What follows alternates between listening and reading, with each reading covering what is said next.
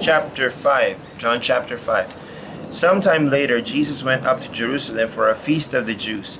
Now there is in Jerusalem near the sheep gate a pool, which in Aramaic is called Bethesda, in which is surrounded by five covered colonnades.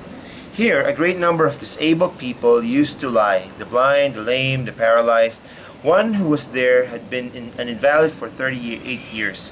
When Jesus saw him lying there and learned that he had been in this condition for a long time, he asked him, "Do you want to get well?" "Sir," the invalid replied, "I have no one to help me into the pool when the water is stirred. While I am trying to get in, someone else goes down ahead of me." Then Jesus said to him, "Get up, pick up your mat and walk." At once the man was cured. He picked up his mat and walked. The day on which this took place was a Sabbath. And so the Jews said to the man who had been healed, "It is the Sabbath. The law forbids you to carry your mat." But he replied, "The man who made me well said to me, 'Pick up your mat and walk.'" So they asked him, "Who is this fellow who told you to pick it up and walk?" The man who was healed had no idea who it was, for Jesus had slipped away into the crowd that was there. Later Jesus found him at the temple and said to him, "See, you are well again. Stop sinning, or something worse may happen to you." The man went away and told the Jews that it was Jesus who had made him well. So because Jesus was doing these things on the Sabbath, the Jews persecuted him. Jesus said to him, "My Father is always at his work to this very day, and I too am working." For this reason, the Jews tried all the harder to kill him. Not only was he breaking the Sabbath, but he was even calling God his own Father, making himself equal with God. Jesus gave him this answer, "I tell you the truth. The Son can do nothing by himself. He can do only what he sees his Father is doing, because whatever the Father does, the Son also does. For the Father loves the Son and shows him all he does. Yes, to your amazement, he will show him even greater things than these. For just as the Father raises the dead and gives them life, even so the Son gives life to whom he is pleased to give it.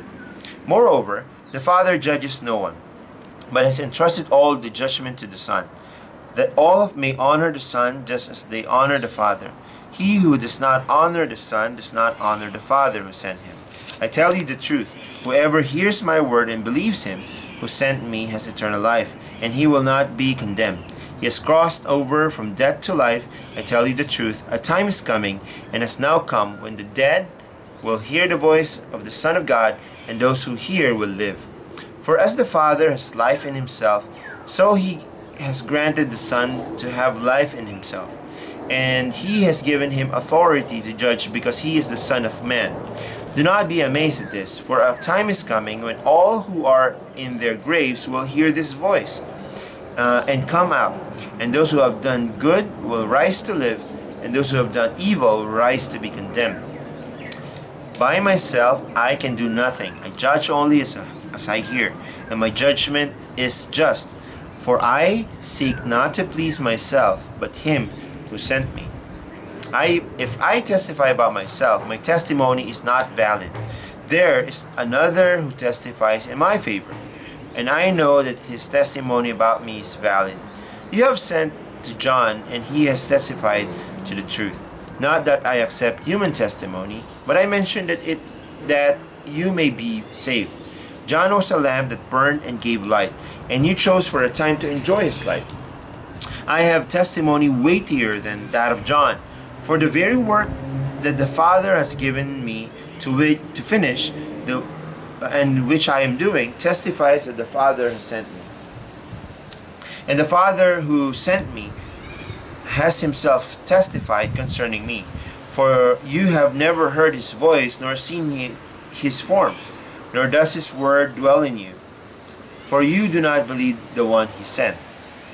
You diligently study the Scriptures, because you think that by them you possess eternal life. These are the Scriptures that testify about me, yet you refuse to come to me to have life.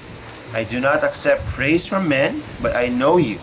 I know that you do not have the love of God in your hearts. I have come in my Father's name, and you do not accept me. But if someone else comes in his own name, you will accept him.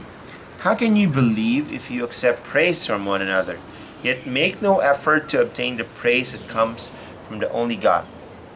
But do not think I will accuse you before the Father. Your accuser is Moses, on whom your hopes are set.